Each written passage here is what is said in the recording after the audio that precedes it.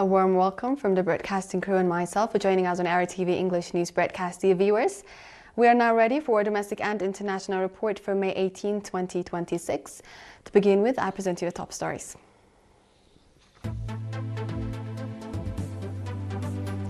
Messages of congratulations on the occasion of the 35th independence anniversary. Mass sport and athletics competition conducted in Amhara city. In our international, Indonesia receives first batch of Rafale fighter jets from France. And Belarus staged nuclear forces training exercise. Welcome again. In our domestic news, leaders of various countries and governments have sent messages of congratulations to the people and government of Eritrea on the occasion of the 35th Independence Day anniversary. In their message, President John Dramani Mahama of the Republic of Ghana, President Emmanuel Macron of the French Republic, Ms. Sam Mostine, Governor-General of the Commonwealth of Australia, and President Abdel Fattah al-Sisi of the Republic of Egypt conveyed their best wishes for good health to President Isaias Afwerki, as well as peace and prosperity to the Eritrean people. They also expressed their country's readiness to enhance friendship and cooperation with Eritrea.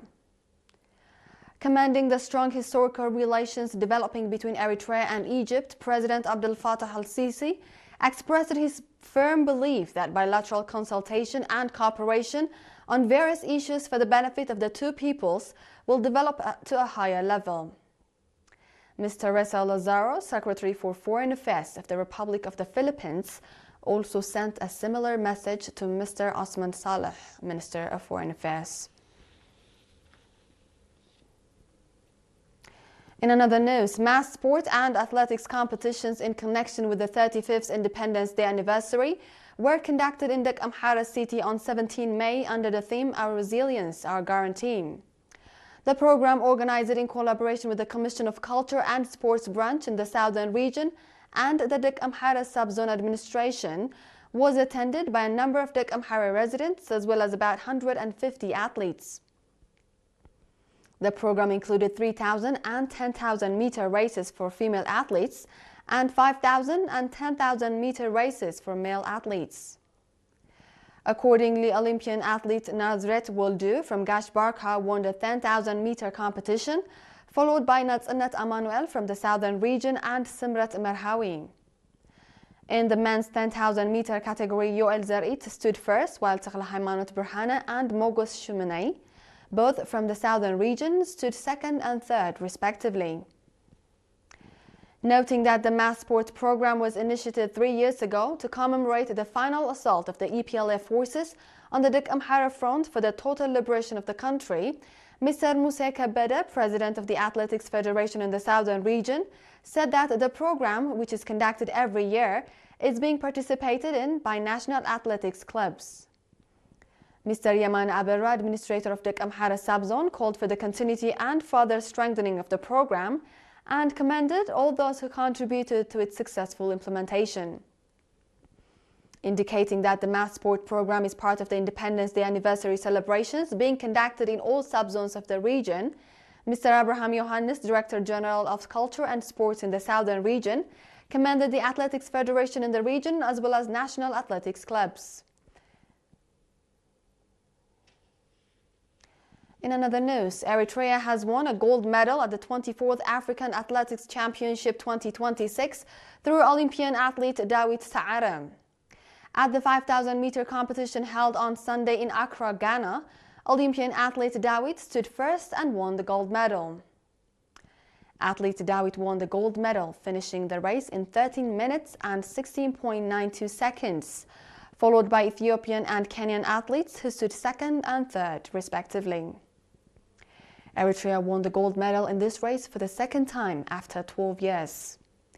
It is to be recalled that Eritrea won its first gold medal through Olympian athlete Nugusa Amlesom at the African Championship 2014 in Morocco, where he stood first in the 10,000 meter competition.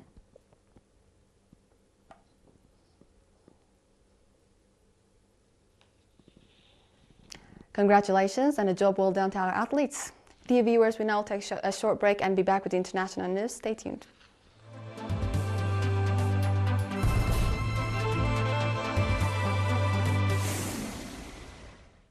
Welcome back.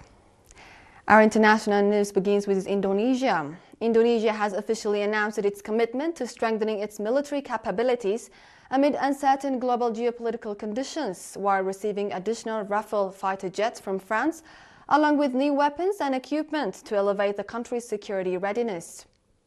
During a ceremony at the airbase in Jakarta today, Indonesian President Prabowo Subianto said the country must continue building its defense capabilities to serve as a deterrent amid global uncertainties. The Indonesian leader emphasized that the nation's sole objective is to protect its sovereignty and territory, adding that national stability fundamentally depends on preparedness in defense. At the ceremony, Indonesia received an additional 3 Rafale fighter jets from France, following the delivery of 3 jets in January, bringing the total to 6 out of a 42-jet order under an $8.1 billion agreement signed in 2022. Indonesia's Ministry of Defense stated that this procurement is not merely an addition of military hardware, but a strategic investment to strengthen sovereignty, dignity, and long-term national security readiness. In today's final news, Belarus has commended a scheduled military training exercise focused on nuclear combat and support capacities that the Belarusian Defense Ministry said today.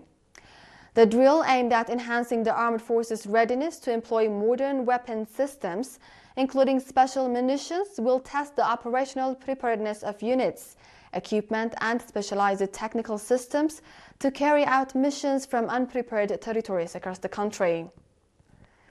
While units from Belarus Missile Forces and Air Force are actively participating, a key task of the exercise is to assess capabilities to conduct nuclear strikes from dispersed, non-prepared locations, featuring stealth, long-range mobility, and precision targeting, the ministry said. In close coordination with Russian military partners, the training will also focus on the delivery, handling, and preparation of nuclear warheads for deployment. The ministry emphasized that the exercise is a routine and planned part of the joint defense forces of the Russia-Belarus Union states.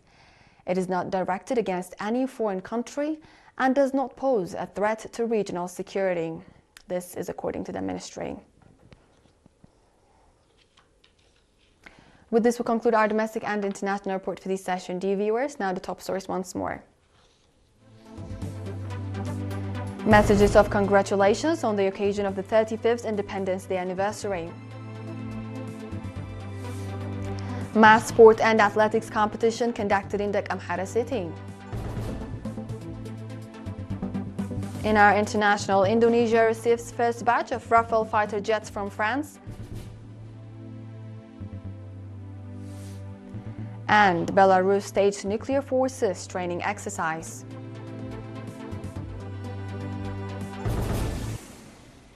This was The World on Monday with ERi-TV English News broadcast. Dear viewers, from all of us here, thank you for watching. Join us again on our tomorrow's broadcast. Until then, good night from Asmara.